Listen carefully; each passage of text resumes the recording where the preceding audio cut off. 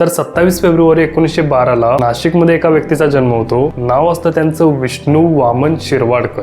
लहानपणापासूनच त्यांना लेखनाची खूप आवड होती आणि ज्यावेळी ते कॉलेजमध्ये गेले त्यावेळी त्यांनी कविता लिहायला सुरू केलं आणि ज्यावेळी त्यांच्या कवितांना फेम मिळायला लागला, कविता प्रसिद्ध व्हायला लागल्या कॉलेज लेवलला, सिटी लेवलला, त्यावेळी त्या कवितांमागे त्यांचं एक टोपण नाव असणे गरजेचं होतं. जसे की प्रत्येक क्रिएटरचं तुम्ही बघू शकता, क्रिएटर असो, युट्यूबर असो किंवा कोणताही कलाकार असो, जवळपास सर्वांचे टोपण नाव असतात, निक नेम असतात. त्यांना ना 2 शब्द खूप आवडायचे. पहिलं म्हणजे कुसुम. कुसुम म्हणजे फुल.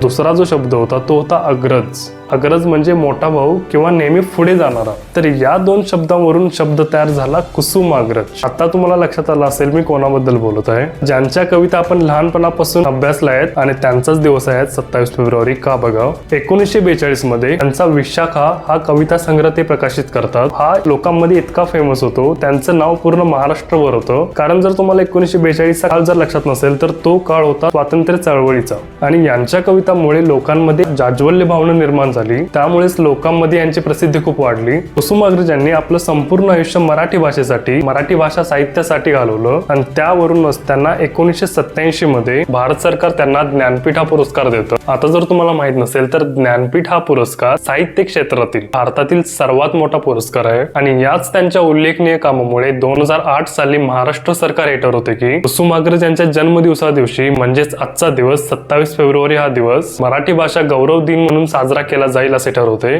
त्यामुळे संपूर्ण महाराष्ट्रामध्ये 27 फेब्रुवारी हा दिवस मराठी भाषा गौरव दिन म्हणून साजरा केला जातो. तर ही गोष्ट तुम्हाला माहित होती का? आणि असेच व्हिडिओज बघण्यासाठी सबस्क्राईब करा या चॅनल.